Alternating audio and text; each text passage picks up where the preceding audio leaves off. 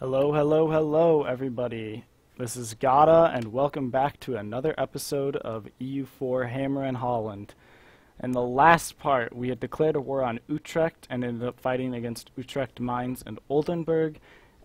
We defeated the army of Oldenburg and Mainz on my own and with the help of Cologne, but Cologne got dragged into a defensive war against or defensive war for Trier against the Palatinate and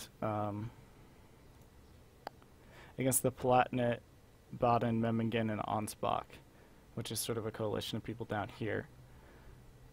So in the last time, we started our siege of Oldenburg, and we're waiting for Holland to be, or for Utrecht to try and siege down Holland while they suffer attrition. Fantastic. My heir has come of age, so we now have a 3-4-2 ruling us. He became a bold fighter. We have extra land leader shock, which is good. If we roll him into a general now, he should have a guaranteed of... Yeah, wow. That's pretty good for us. That's a good modifier. We have 50 tradition anyway. Let's add to that the fact that we have the shock fire from that, and it's very powerful.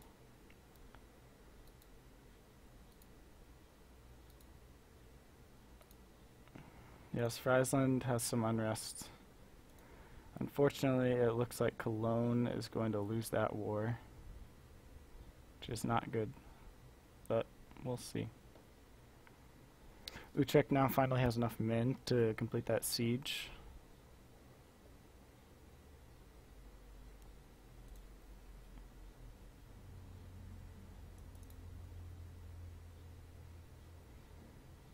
But we should finish this siege much sooner. Yes, there. Now we can peace out Oldenburg and take their money, which we'll do. Easy enough. Send the army to Friesland.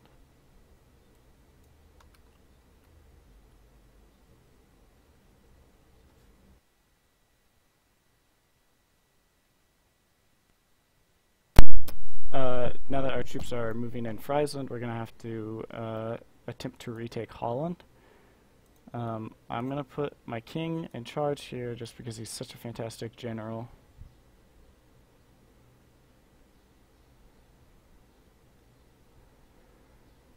And we're going to move in here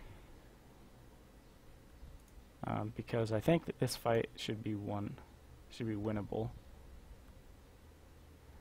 Yeah, we forced them to take the terrain penalty because we become the defender. Cologne is even going to reinforce here.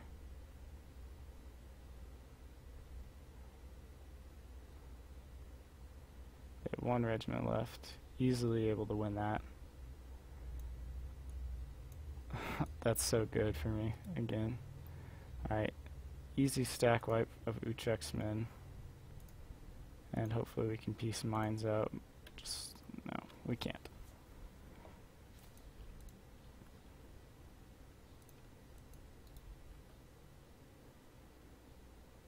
Well, Mainz is stack wiped now too.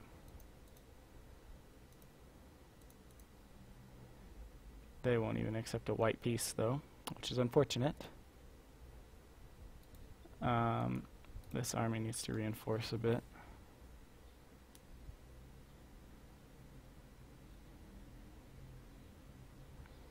Cologne is about to be fully occupied.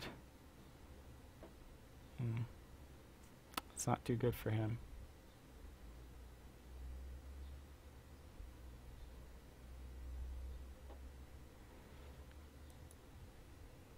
I think I can say with confidence that they lost that war.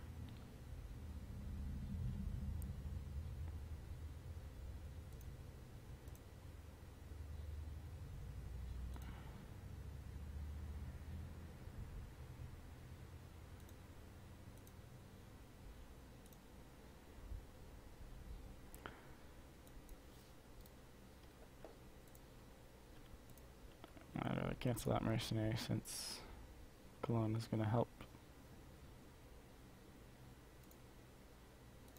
At least for now, you know.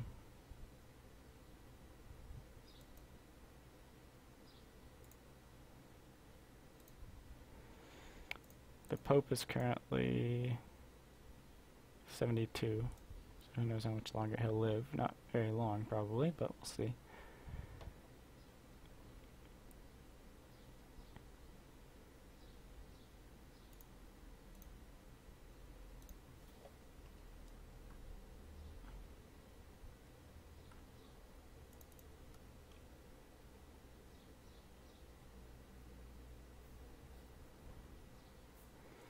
Currently, I have limited aggressive expansion penalty. This would give me up to 31 with my closest neighbors. So I'm pretty certain that after the conquering of this province, that I will no longer expand. I can embrace the Renaissance. It only cost me 54 ducats. Might as well do that.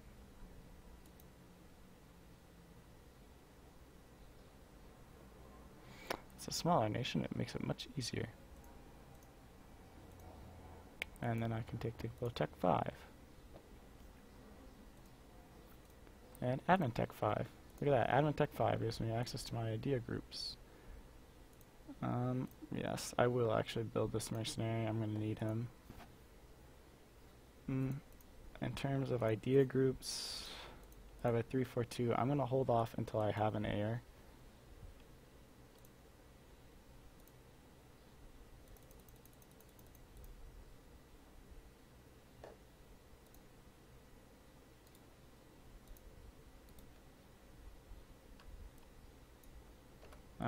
So that I don't die horribly. Or so that at that I was referencing my leader. Sorry, I was thinking about two things at once. The idea group I'm not going to select until I have an heir, I don't think, just because currently I don't have a lot of excess points to spend. And as a result, I mean, that just means that there's no real reason to select it to me right now. And I'd rather make that choice based on how my heir's point generation is going to be. I think most likely a diplomatic idea group would make the most sense, probably exploration.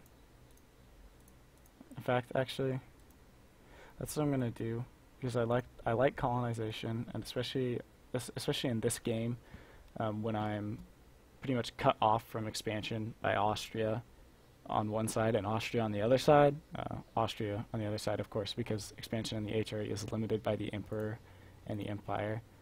To me, it seems like trying to find colonial expansion would give me access to a lot of resources that I couldn't have otherwise, which would be really good for me. Clearly, I'm going to try and take over the low counties, as I've said,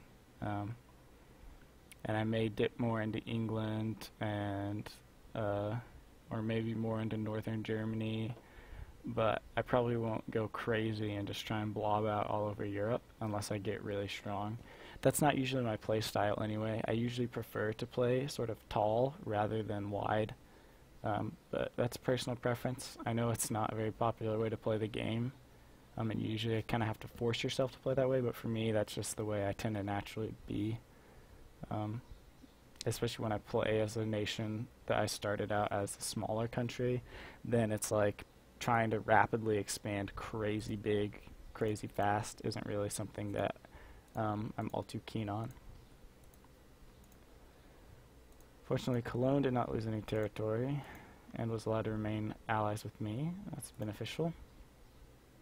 They're actually voting for me, surprisingly. Which I do find that interesting. Really.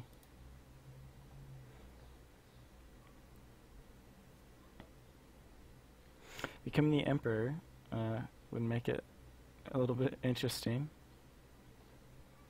Would make the game a little bit interesting, but I may try and do that if I stay as a kingdom, or I may try and become a republic of some kind.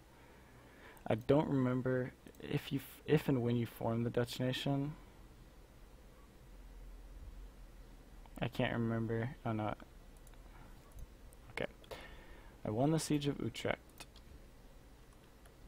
Of course, I have no diplomats to send.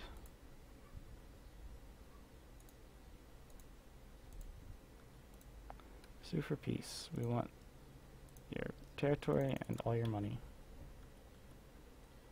They say no, because Mines is still in it.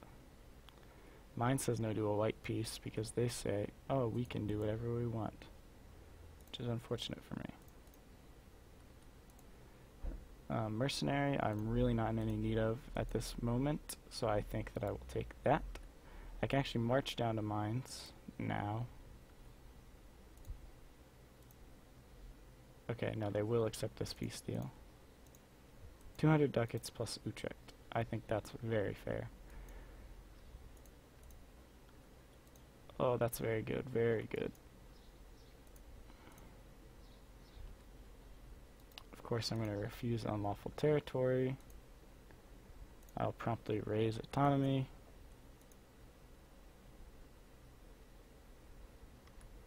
And park my army here. As Friesland now has 0 unrest due to lowering autonomy there. And I need to save up plenty to make a core in Utrecht. Because it is a very, very good province. Very expensive. High quality. 17 development. Pretty good overall. And completes the state of Holland. Or the state of the Netherlands, rather, sorry. Yikes. Completes the state of the Netherlands, which is good.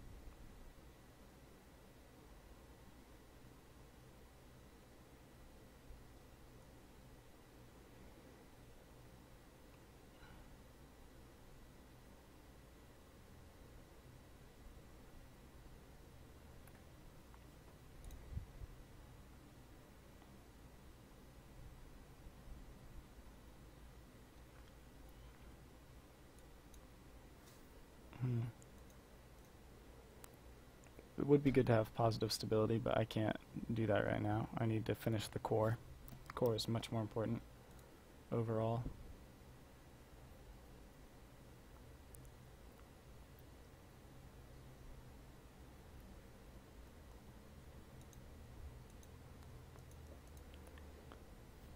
So 424.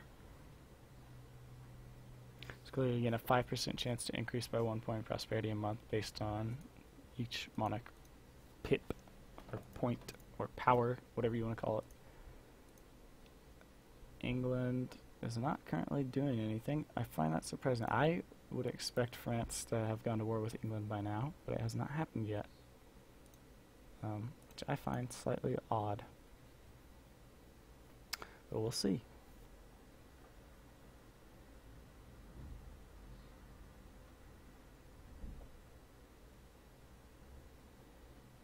Fort maintenance in Utrecht. For now, I'm going to leave the fort on while there's a chance of rebellions.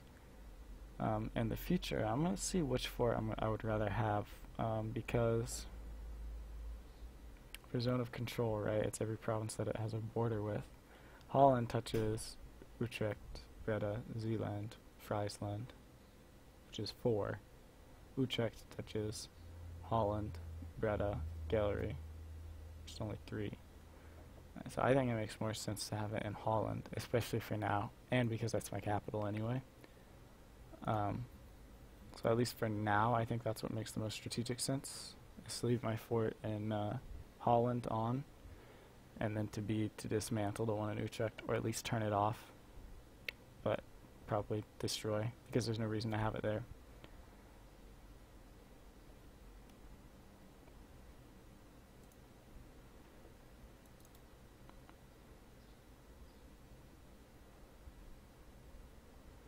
I've gotten quite a bit stronger in the last couple of years, which is fortunate for me.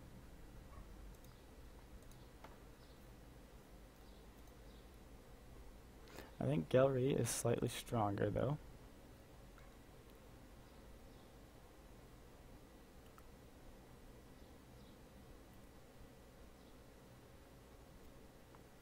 Oldenburg, Genoa, Liege, and East Frisia. Yes, they are definitely stronger. I need Cologne to be recovered and fully willing to join.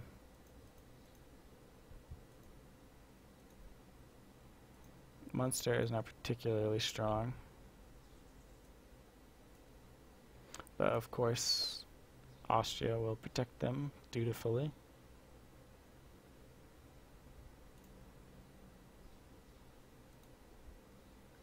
With no casus belli.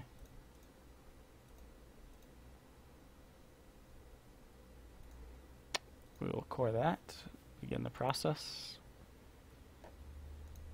With plenty of money. See if it makes sense to build anything. A temple in Zealand could be good.